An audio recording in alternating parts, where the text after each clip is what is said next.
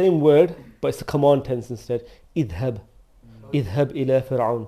Yeah? So go to Pharaoh, yeah? So in Arabic, you also have like single, dual, and plural, right? So you can say go, go, go. But you can say it in 3 different ways. But in English, it don't make no sense, right? But in Arabic, it would be idhab, idhaba, idhabu. So you know like who you're talking to. So it's like so when I'm talking to someone in English, it'll be something like this: go, and I'm referring to one person. Go, and I'm referring to 2 people. I'm talking to them right now, and I'm saying go, and I'm talking to like a whole army or whatever, etc. So another example of that would be idhab ila Fir'aun. That's singular because God is speaking to Sayyidina Musa at the time. And there's another point here when he says idhaba ila Fir'aun. What that means is idhaba, he's talking to 2 people there. And because he's talking to 2 people, I don't know if it's through tafsir or whatever, but we know that he's talking to sorry? Harun. Sayyidina Harun, yes, spot on, yes. So he's talking to Sayyidina Musa and Sayyidina Harun, yeah, talking to both of them. So because he says idhaba, we know he's talking to 2, not just 1. But in the original one, it's idhab, so he's talking to 1. And if you want to say idhabu, that would mean Sayyidina Musa, Harun, other people or whatever, etc., all as a collective going to so that's dhahaba, right? Idhab, that's the command tense. Dhahaba is he went. Dhahabta is you went. So those will break them down as well at some point if you like. Give me a spare piece of paper, bro. I just want to make some notes for myself so I can like do, past tense, all other kind of stuff, whatever I can make a note of. So past tense, possessive, and that's fine. Alright, cool, that's fine. Okay, cool. So kaifa, yeah? So we've done these ones already now. Anyone want to make any notes before I rub it out? Cool? That's fine.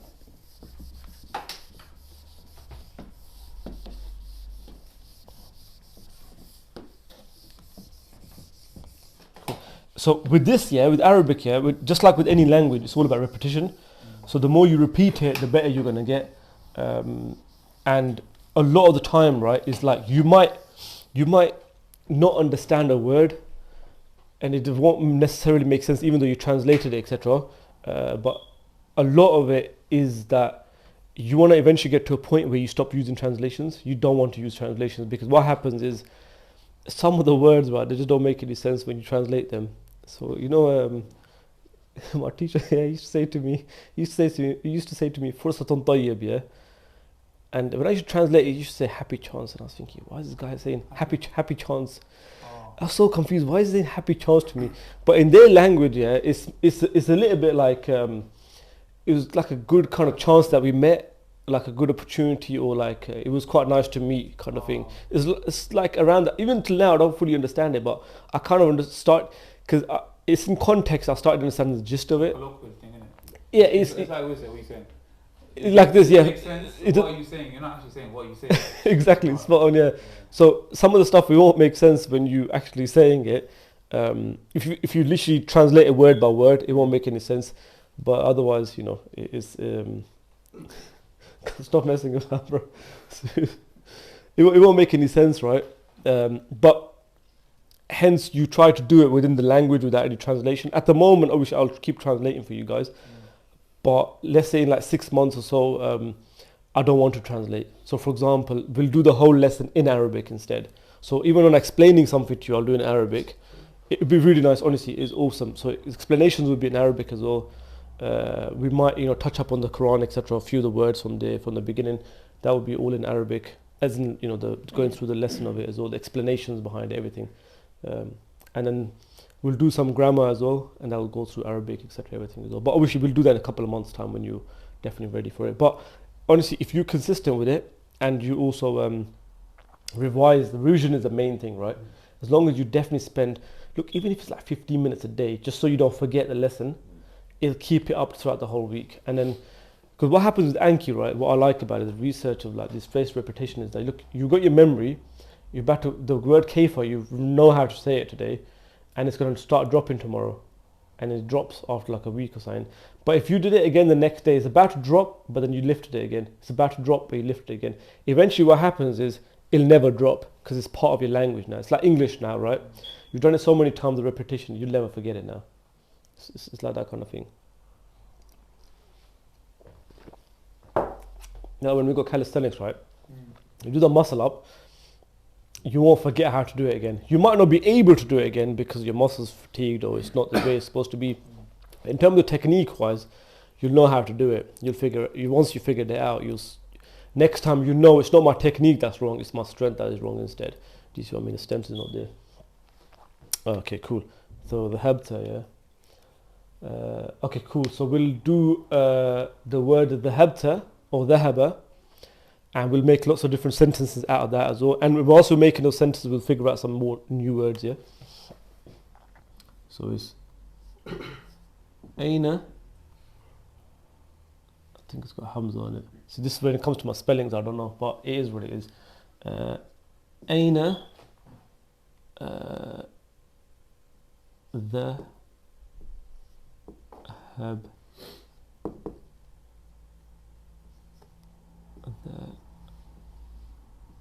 habta. Aina dhahabta. Yeah. So here I'm saying is where. So it's where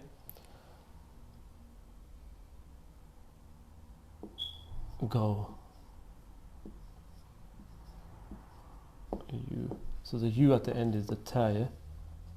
And dhahab is the original word that we're doing at the moment. Okay, cool. So aina dhahabta, yeah? Is where did you go? And then what we'll do now is we're going to try utilizing old words that we just learned a minute ago as well. I'll show you how to do that one. So aina dhahabta. Okay, cool. So aina is where. Dhahaba is again, we know it's go, and the ta at the end is the you. Has anyone heard the ayah where it says فَأَيْنَ تَذْهَبُونَ? So the fa is there, yeah, is saying so, yeah. Aina is this one here. Can anyone tell me what tadhabun is? Tadhabun is like, where are you going? Or you lot, the Jama. Yeah, Jama, that's spot on. Yeah. It's a plural, yeah, spot on. For aina tadhabun is like, so where are you going? Yeah. That's more so, from that surah, from my understanding of it, it's more like kind of like asking humans like, what are you kind of doing with yourself, etc. Where are you heading? You know, what are you doing with your life, kind of thing. From my understanding. فأين تذهبون? Okay. أين ذهبت? Yeah. So where did you go? That's past tense, right? أين ذهبت? Okay. So you might ask the person, where did you go, right? But now you want to ask, how did you go? So how do we ask, how did you? Yeah, spot on. Yeah. كيف ذهبت? So we're learning the word. So we're bringing the word back كيف again, because we want to utilize.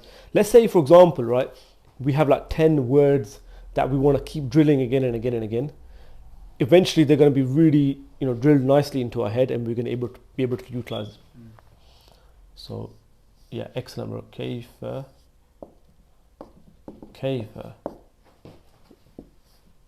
the use the same word, the habta, for when did you go as well? Okay, when would be mata. Yeah, It's different. it would be a different word. Yeah. كيف the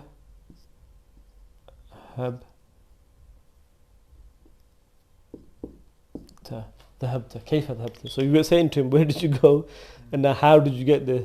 Now how did you go? Yeah, you went with a car, whatever, etc. Walking, train, or whatever method he means he took to be able to get there. But the reason why I'm saying it at the moment is because I wanted to use the word kaifa again. Bringing it back to what we were doing earlier on, because we use that word, etc. But I want you go back to other words that we learnt, so now we can connect them together, the same words again, bringing them back together again. So okay.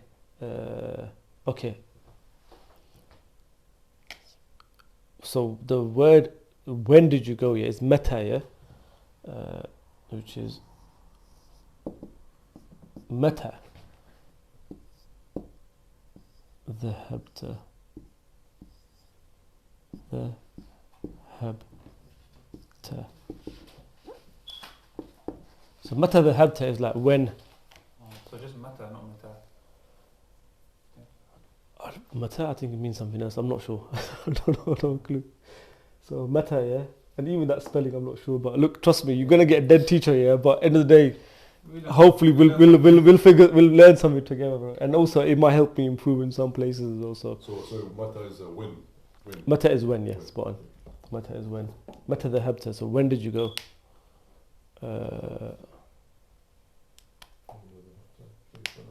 Okay, so okay, so we done dhahab, huh? So you got where did you go? You got how did you go there? Yeah. You got when did you go? When did you go? Yeah. And then one more if I'll add. What did you do then? Oh, perfect. Yeah, excellent. That's excellent because we're gonna do mother. Oh yeah. Yeah, we need to do that word Oh, again. Yeah. Yeah. What did you do there? Yeah. Okay. Cool. Perfect. How, when, what, where, why, all that kind of stuff. That's excellent words because we use them on a day-to-day basis, right? Constantly. Okay. So dhahaba. We've done 3 sentences already. Yeah.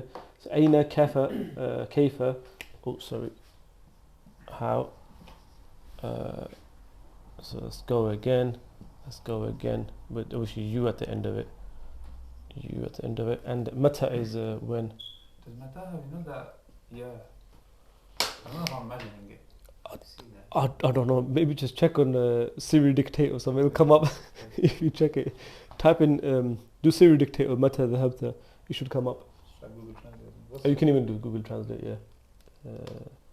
Okay. Cool. So we've done dhahaba, and now is yeah. ماذا فعلت? Yeah. That's what went. Oh, we were saying, what did you do there? What did you do there? Sorry, it says Yeah. ماذا فعلت هناك? That's it. Yeah, Oh yeah. yeah, what did you do there? Yeah, what did you do there? Yeah. So ماذا. Okay, so the I فعل think it's alif mamduda. alif at the end, yeah. They know the yes. Yes. I was thinking something doesn't look right, Yeah. man. I think mata would be like definitely like mata. There you go. Without that. Mata. Students correcting me. No, I'm messing about. So Okay. what's the difference? Before? Okay, so previously, yeah, I wrote mata like this, Yeah. but it's got an alif at the end of it. For what reason, I don't know, but it's written like that, yeah. It's extended. We're just writing that alif at the end of Is the. it said mata or is it still mata? It's still mata. Is it? Yeah. Just mata. Yeah, mata. Is the pronunciation different or is it? Its pronunciation still the same. It's like, for example, you know, in English here, when we write, I don't know, king, queen, q, it's just all with like different K's, C's, and from what I understand, it's something like this. And sometimes things are just spelled in a certain way. You just have to remember them. So that, Like- that yeah, what is it? It's not stretching the da. It doesn't switch. It doesn't stretch the ta. From my understanding, no, it doesn't stretch the. It's like, for example, hada, right? Hada is spelled like this, but it has no alif here. So when you actually say it, you're saying it like this. Hada. You're actually saying it You see it with like a standing. with a standing alif. Yeah. It depends on the font and stuff. Yeah, you might want to put it into, yeah. And the Arabs they leave it. Just I think in the Quranic, when it's written in the Quran, it does have an alif inside it just to stretch it. It depends which print. Like you said. Yeah. Uthmani print should have it. Cool. So this is the beauty of like teaching, right? Because a lot of the times, like, it kind of exposes you to what you don't know yourself, and it makes you, like, you know, like these kind of few small things in my own head, I would actually know how to, you know, how to explain them, or even, you know, what's behind it, etc. So it gives you, like, it opens up to you, you know, what you don't know. ماذا فعلت? Yeah. So ماذا فعل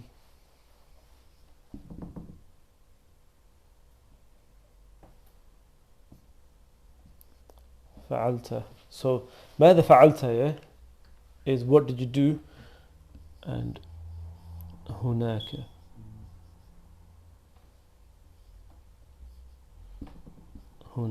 Okay, so cool. That's fine. So where did you go? How did you get there? When did you go? And what did you do there? right? So how did you get there? Or is it just how did you go? كيف ماذا فعلت ماذا فعلت. This is more like what did you do there? Which one are you talking about? This one here? Yeah, you said how did you get there? Isn't it just how did you go? Sorry, how did you go? Sorry, yeah. Yeah. How did you go? متى ذهبت? When did you go? ماذا فعلت هناك? What did you do there?